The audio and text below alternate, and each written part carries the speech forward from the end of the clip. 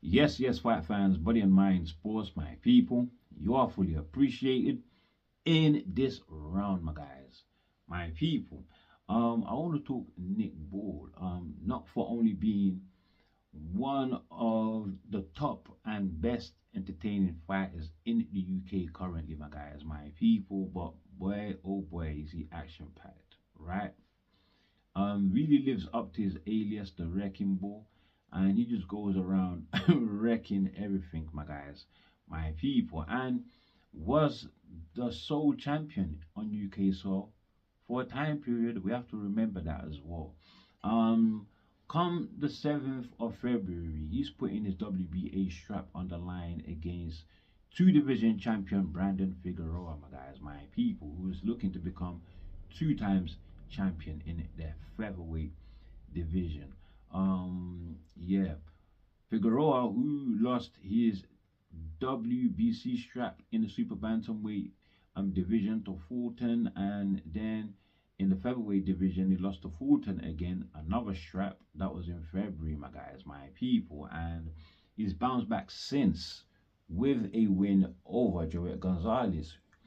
I estimate not on the level of Ball Gonzalez, my guys, my people, but listen, Ball and Figueroa, it's not going to be an easy fight. Even though Ball does have the wind, in his sails since beating Ray Fargas for the Ray Ford for the WBA strap. He's defended it 3 times, and so Figueroa will be his fourth. But this is not an easy bout. Both these fighters, let's say they travel on the same lane, and they're going opposite directions, so it can only be a head-on collision. If you know how these two fight, you will know exactly what I'm talking about, my guys, my people. But I'm good for Ball, who will have the home advantage. This fight taking place at the Echo Arena in Liverpool, my guys. Let's move on to the Stockton, California fight card. Matchroom and DAZN had Diego Pacheco versus Kevin Lele Sadjo headlining, my guys, my people. And yeah, decent fight, a bit scrappy at times, a lot of holding, wrestling, grappling, but Pacheco won via unanimous decision. He now holds the WBC silver at 168 pounds, so he is in the cusp of a title shot, my guys, my people. Lele Sadjo was up against it. Diego Pacheco 6'4", Lele Sadjo 5'8". You work it out, my guys, my people. Diego Pacheco arm reach 79 inches, Sadjo 68 inches. You work it out, but still Sadjo managed to close the distance often enough to land, my guys. He's quite sneaky in there, it's like he would have the high guard bobbing and weaving and stalking slowly, then all of a sudden it's like he pounces with a swiping right hand, straight right or straight left, my guys, my people. And yeah, he managed to drop Pacheco in the 8th round. Pacheco, who was admonished again for using his head. I believe it was Sadjo. But in that 8th round, Pacheco got dropped by one of those swiping shots from Sadjo. But he showed good heart and grit to get up and still go on to win via unanimous decision, my guys, my people. But Pacheco, I swear, he's not looking 100% the goods that Eddie Hearn is saying. He's really not, my guys, my people. But yeah, these sort of fights, when things happen, that's when you know whether you're really made of it or not. So this could be a chance to improve on something, right? It's a learning curve, my guys. Now, Pacheco, the winner of Mbile and Shiraz. If and when that fight happens, my guys, my people, the WBC strap itself, the full strap is vacant after Crawford got stripped for not paying sanctioning fees. Crazy stuff, right? The #1 contender is actually Saul Canelo Alvarez. I don't know. Canelo and Crawford, they are looking to fight in September. September 12th, I'm hearing. Canelo is missing out his Mexican holidays that he usually fights in to set this, you know, sometime later, September 12th, so that he can get more time to try and figure out Crawford and come up with a game plan. I don't know how he's going to do it. He did say that he couldn't figure out Crawford at all, so it could be worse this time around, if I'm honest. What's making him take the fight? Obviously the money. The numbers were good the first time around, and the pride as well. Fighter's pride, my guys, my people. This one must have been hard to swallow.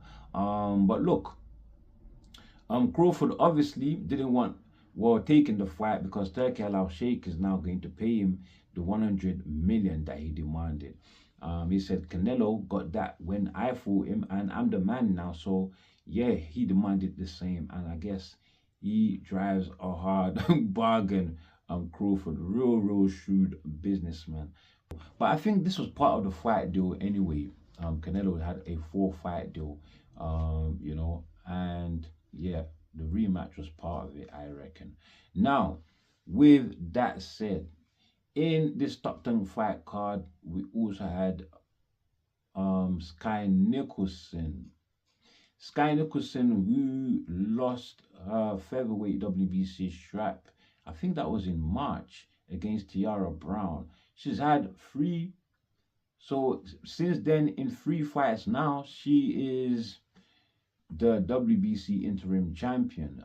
She defeated Luana Via, yeah, you know, via unanimous decision, my guys, my people. Great win, and it was quite a clean win to me, my guys, my people. Nothing exciting, to tell you the truth, but a good win for Sky Nicholson, who has moved down in weight to super bantamweight. She's now the WBC interim champion at super bantamweight, my guys, my people. Now, with that said, we move on to Joe Cordina, who was fighting Gabriel Flores in the lightweight division. You know, the WBC, the WBO international on the line. Joe Cordina winning via unanimous decision. Great win. And listen, Flores, Cordina got tagged a couple times. Just that Flores ain't got the power. He just ain't got the power. But it's great to see Cordina edging ever so closer to a title shot. Now, Sam Noakes is number 2 under the WBO. Abdullah Mason now obviously champion after beating Sam Noakes for that vacant WBO strap, right? But the number 1 contender position is vacant.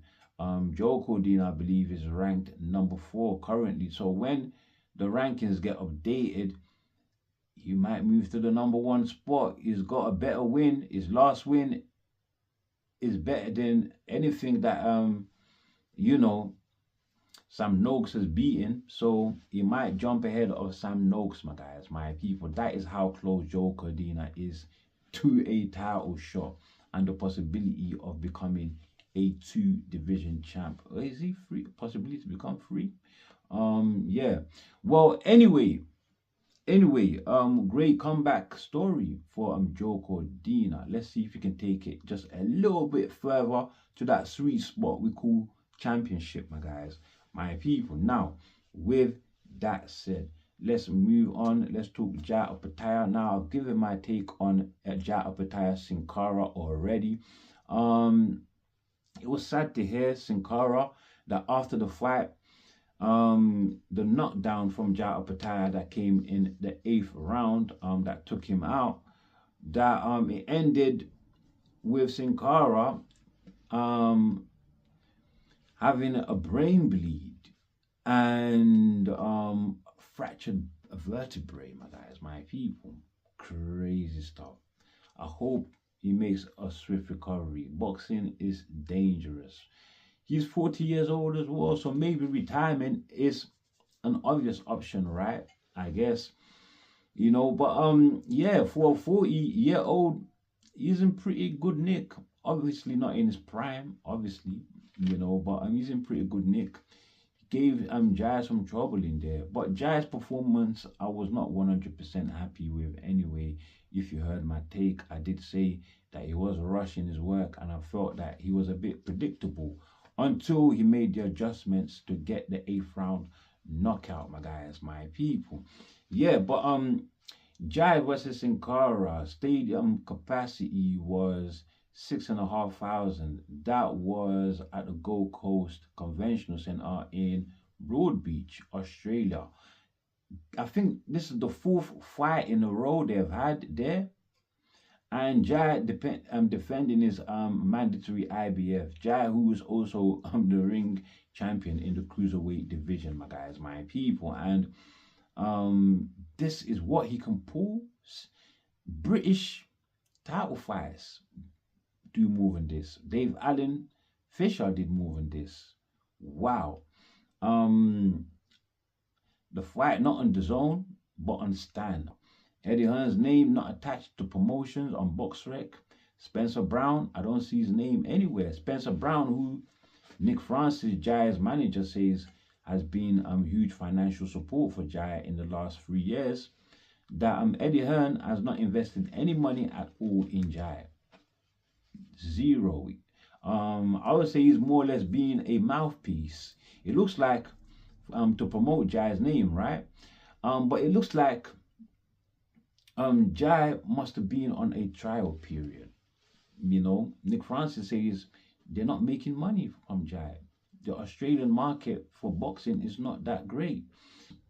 No matter how many knockouts it delivers, it's not translating, to the in pay-per-view. It's not translating.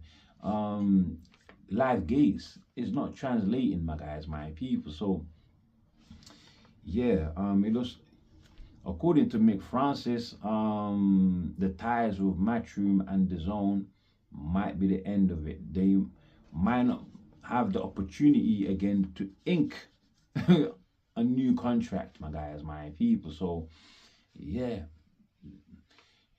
I'm telling you, man, Turkey is the only one that can get Jai what he wants. Those fights at with the champion Zerdo Ramirez, who is going to be fighting Benavidez in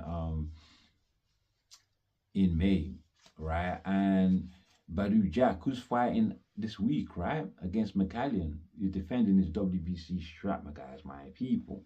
But look, all these fights can only be made by Turkey, I reckon, because these fighters, my man is just too much high risk, low reward. Too much high risk. Jai Opetaia, and yeah, so they are looking they're looking for money. According to Mick Francis, Jai's manager, he said that Zerdo is asking for 8 million, so he's pricing himself out. He says that Golden Boy is willing to make this fight. The problem is Zerdo pricing himself out. Zerdo, who says he's never heard of Jai. Well, anyway, let's move on. Let's talk Pulev versus Gasiev. Now, this fight here, this was a good fight to watch, actually. It was a good fight to watch. Didn't set the world on fire. But Gasiev defending his Pulev defending his WBA heavyweight regular title, and losing it on the night to Gasiev, who knocked him out in the 6th round. A left hook that pinned him to the canvas, but Pulev, 44 years old, I think it might be time to retire, to tell you the truth. Even though he put his best foot forward, his jab was consistent, and the right hand he was landing, not with great power, but it was very consistent, very active. Gasiev, not so active, punching one punch at a time, going to the body sporadically. But he picked up the pace in the 5th. He picked up the pace in the 5th and continued on to the 6th. But that is when, Pulev's age started to tell, because He was trying to keep up with that pace, putting all his effort into that, and he was doing well keeping up. But now he's now losing focus on the traps, right? And you know what? Gasiev set him up to throw a 1-2. He caught it, and Pulev, I mean, it seemed in his groove with his success. I'm blindsided by that success, that he didn't bring his hand back when he threw that 1-2, and that allowed the opportunity for Gasiev to step in. Right on the inside, boom, left hook. That was all she wrote.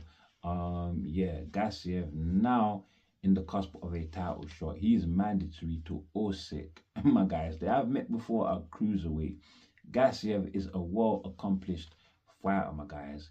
Fought Usyk for undisputed, my guys, my people. And yeah, Usyk won, obviously, outboxed him, but Gasiev put on a great performance.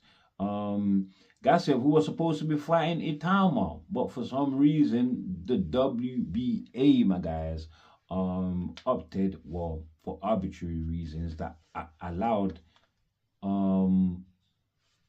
Pulev to take the voluntary against Gasiev, who was ranked number 13, by the way. From there all the way to anyway. If Moses Itama, they still want this fight and they order it, I mean, it would be a great fight. It would be a great fight, but will they take it though? You know, because Gasiev, he's got a hell of a lot of power. A small heavyweight, being that he came from cruiserweight. You saw how small he was compared to Pulev, right? But the power is there. The power is there, my guys, my people. Now, with that said, let's move on from Gasiev, who the world is his oyster now. You know, from 13th to mandatory to Usyk. Big jump. He's yet to make that real, I would say, great win at heavyweight, though. He's not made a real splash. Pulev is not the same fighter as he once was. Now, with that said, my guys, my people, Deontay Wilder and Chisora, they had their face-off at this event. Pulev versus Gasiev. It was actually the IBA Pro 13 event, my guys, my people. Yeah, and I don't know, Wilder and Andy Cruz had a face-off in it in the Crawford Canelo event. That didn't go that didn't go anywhere. I wonder where this one is going, my guys, my people. Wilder and Chisora having a face-off. Wilder says it would be a good tune-up fight to take before going into an Usyk fight. Please, Derek Chisora is no tune-up, judging by Wilder's current condition. Diagnosis absolutely shot, my guys, my people, for sure. But I still like the Usyk fight. We will get into that, right? But Wilder, he's mistaken if he thinks Chisora is a tune-up fight. And this is why I bring up the Usyk fight, right? Look, Wilder, when you have your name, right, and you're in the position you're in, a shot fighter, and somebody calls you for a big fight that could be a legacy, gets you a title shot out of nowhere as well, right? Huge fight, possibility for the fight to be in the US as well. You take it.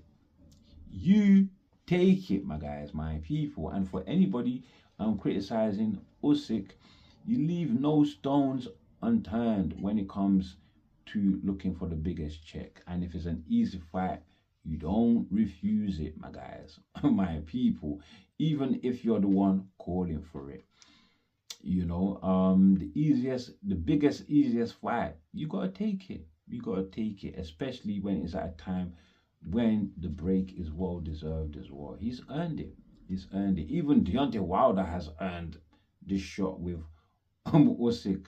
Deontay Wilder built up his legacy from having the WBC strap and all the knockouts he got, be it not, you know, the quality of opposition that he was knocking out, not to what we would call world level, but still, Did we know at the time when we were all praising him? So, boy, can't, turn on him now. But anyway, take the fight. Deontay Wilder, take the fight.